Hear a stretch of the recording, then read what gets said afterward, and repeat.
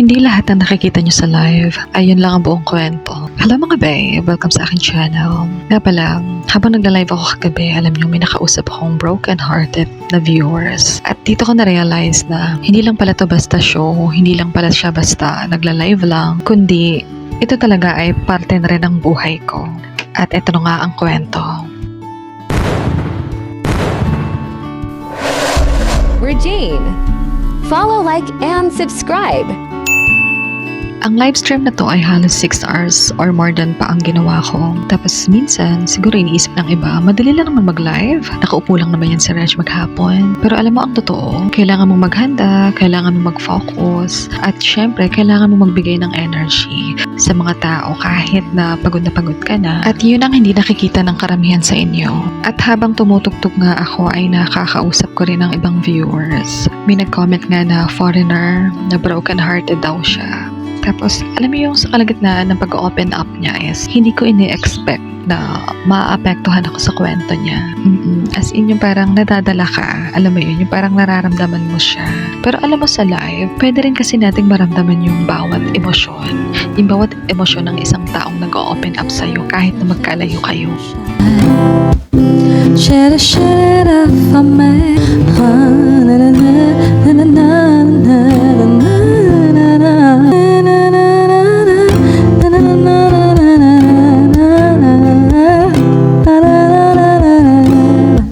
Copyright. Thank you so much.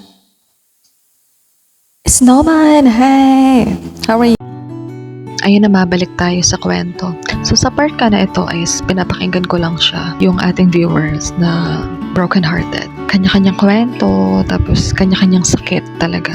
Tapos habang nag-open up sila, alam mo, nakaka-relate talaga ako eh. Kasi sa totoo lang, alam mo, kahit maliit lang yung audience ko, may connection pa rin kasi tayo eh.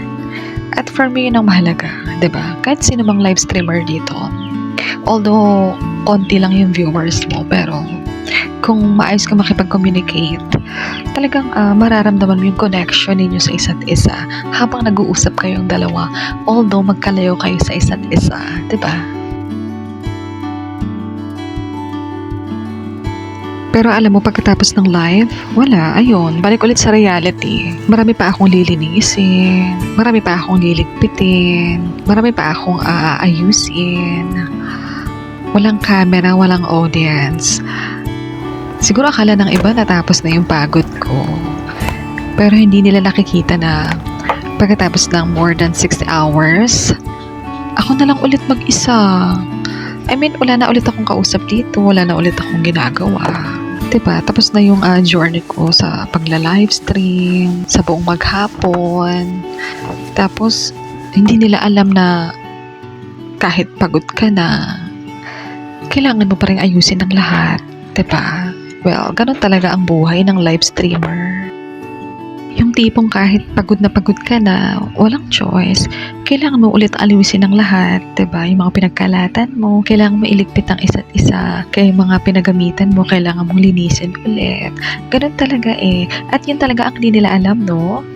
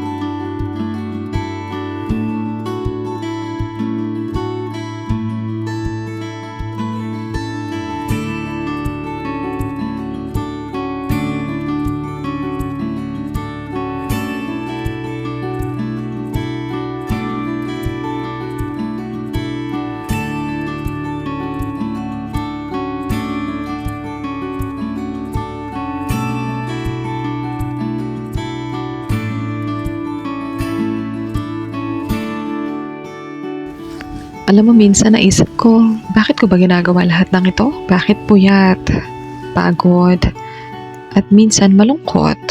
Alam mo kung bakit? Kasi may pangarap ako. May pangarap ako na gusto kong lumaki pa, na gusto kong maging successful. Gusto kong may makitang effort at passion, at gusto kong maipakita sa mundo ang totoong journey ng isang small streamer. Alam ko hindi madali, pero ang masasabi ko, sobrang worth it.